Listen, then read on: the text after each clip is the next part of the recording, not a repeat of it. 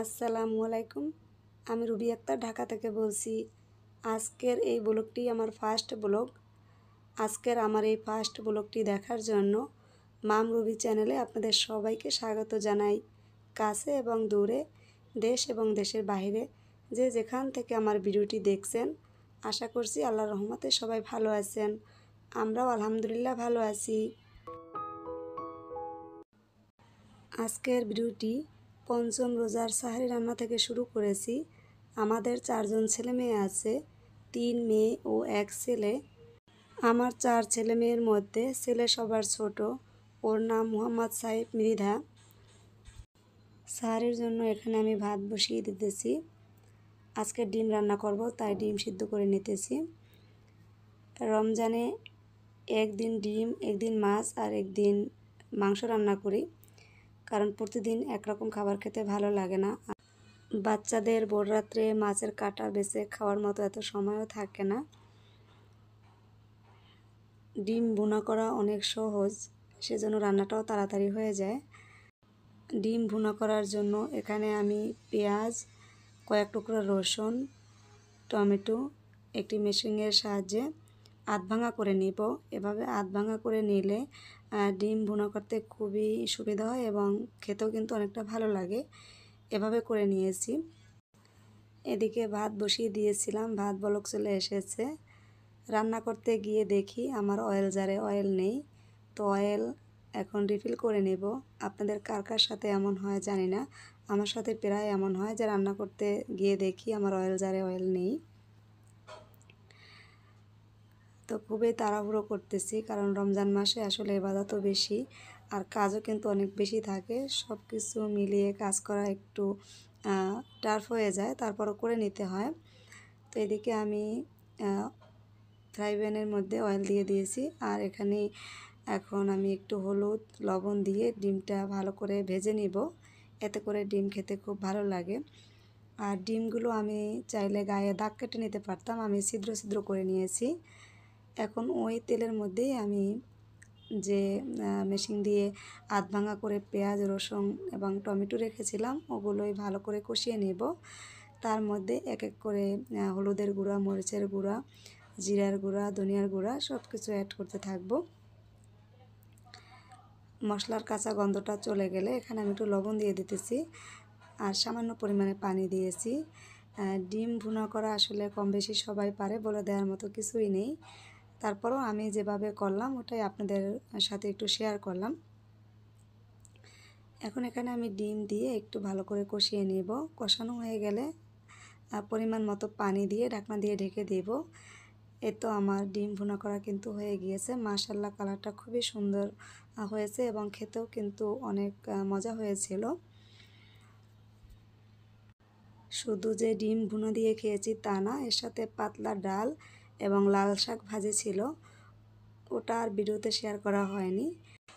আমি প্রতিদিন ফজরের নামাজ পড়ার পরে তাসবিহ, তাহলিল, কোরআন তেলাওয়াত করার পর পেঁয়াজের জন্য ডাল বা অন্যান্য কাজ গুছিয়ে রাখি। এখানে মুসুরি ডাল, খেসারি ডাল ও কিছুটা আতপ চাল ভিজিয়ে রেখেছি, এটা দিয়েই সন্ধ্যায় পেঁয়াজও করা হবে। আর এখানে পানি ভরে রাখতেছি ফ্রিজে, যেহেতু মোটামুটি ভালোই গরম পড়েছে। আমি কি করি, প্রতিদিন পানি, তারপর শরবত করার যা কিছু সবগুলোই আমি দুপুরের পরপরই করে ফেলি। এতে করে বিকেলে কিংবা ইফতারের আগে দিয়ে আমাকে আর বেশি কষ্ট করতে হয় না।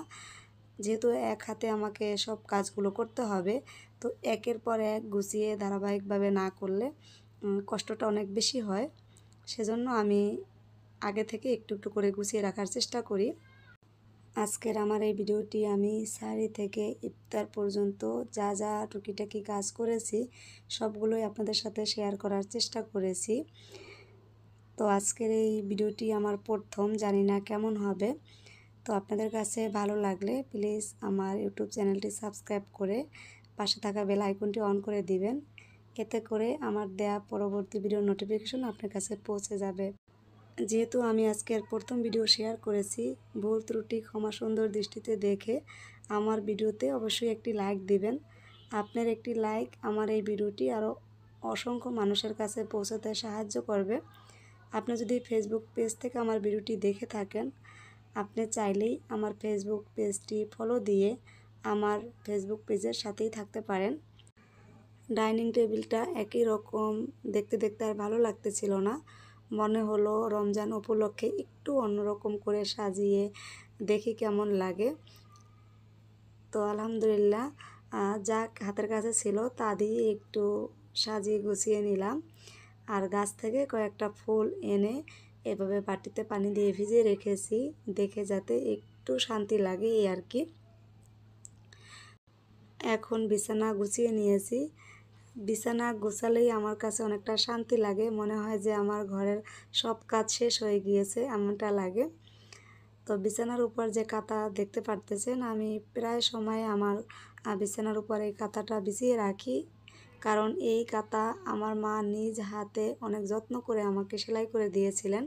তো এই কাঁথাটা আমার বিছানার উপর থাকলেই মনে হয় যে আমার মা আমার কাছে আছে। তো আমি যতদিন পারবো আমার এই কাঁথাটা আমি অনেক যত্ন করে রাখবো, কারণ অনেক ভালোবেসে আমার মা সেলাই করে এই কাঁথাটা আমাকে দিয়েছিল। আসলে মায়ের ভালোবাসার সাথে অন্য কারো ভালোবাসার তুলনা হয় না। এখন যে ভিডিওটি দেখতে পারতেছেন, এই ভিডিওটি রমজানের কয়েকদিন আগের ভিডিও। রমজান শুরু হওয়ার কয়েকদিন আগেই ঢাকাতে অনেক ঝড় বৃষ্টি হয়েছিল। তো ভিডিওটা করা ছিল, ভেবেছি আজকে শেয়ার করে দিই। তো ঢাকায় রমজানের আগে কিন্তু রহমতের বৃষ্টি এসেছিল এবং রহমতের বৃষ্টির পরপরই রোজাও শুরু হয়েছে আলহামদুলিল্লাহ। তো বৃষ্টি দেখতে আসলে আমার কাছে সবসময় অনেক ভালো লাগে, তো সেই জন্য ভিডিও করে রেখেছিলাম, আর ওইটাই আপনাদের সাথে একটু শেয়ার করারও সুযোগ হলো। তো আপনাদের কোন কোন জায়গাতে বৃষ্টি হয়েছে আমাকে কমেন্ট করে অবশ্যই জানাবেন। বৃষ্টির পরপর আমি আর আমার মেয়ে ছাদে গিয়েছিলাম, দেখি যে ওখানেও ছাদে অনেক পানি জমে গিয়েছে এবং গাছপালাগুলো এলোমেলো হয়ে আছে, অনেক গাছ তো টব থেকে উল্টে পড়েও গিয়েছে। আর এখানে কয়েকটা করলা ধরেছে, তারপর বেগুন ধরেছে, গাছে ছোট ছোট লাউ ধরেছে।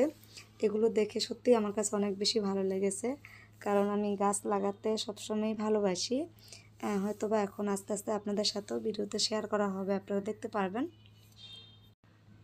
এই বেগুনটি রেখে দিয়েছিলাম যে রমজানে আমি এটা দিয়ে বেগুনি বানাবো, তো সেজন্য এখন কেটে নিয়ে রেখে দিতেছি, না হলে বেগুন বেশি নষ্ট হয়ে যাবে।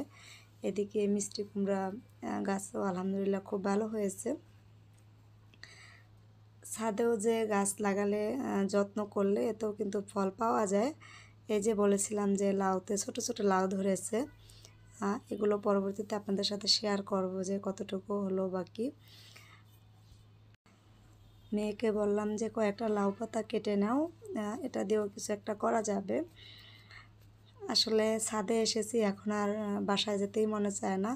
আর চারদিকের প্রাকৃতিক সৌন্দর্যটা কিন্তু অনেক সুন্দর ছিল, কারণ আমাদের ছাদে অনেক গাছ লাগানো, অনেক আপুরাই গাছ লাগিয়েছে এবং আলহামদুলিল্লাহ সবারগুলোই মোটামুটি ভালোই হয়েছে। আমার মেয়ে এসে ওরও খুব ভালো লেগেছে। আমার ছেলের সাথে আসলে ওরও খুব ভালো লাগতো, কিন্তু ওকে আর আমি নিয়ে আসিনি, কারণ ও আর তাহলে ছাদ থেকে যেতেই চাবে না, অনেক দুষ্টুমি করে ছাদে আসলে, অনেকক্ষণ খেলাধুলা করে। তো এখানে বাসায় এসেছি অনেকক্ষণ হয়ে গিয়েছে, আর ইফতারি রেডিও করে নিয়েছি। যে বেগুনটা দেখেছেন এনেছিলাম, ওটা দিয়ে বেগুনি করেছি, তারপর পেঁয়াজও করেছি, আলুর চপ করেছি। আহামরি অনেক কিছু করিনি, সাধারণ কিছু দিয়েই ইফতারি করেছি আলহামদুলিল্লাহ। ইফতারিগুলো আমি শুধুমাত্র টেবিলে সাজিয়ে রেখেছি, কিন্তু এগুলো সব আমরা নিচে নামিয়ে সুন্নতি নিয়মে সবাই একসাথে বসে প্রতিদিন ইফতার করি, এতেই আমাদের কাছে ভালো লাগে আলহামদুলিল্লাহ।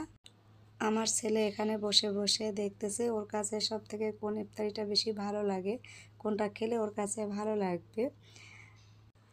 আজকের ভিডিওতে কোনো ভুল হলে ক্ষমা সুন্দর দৃষ্টিতে দেখবেন।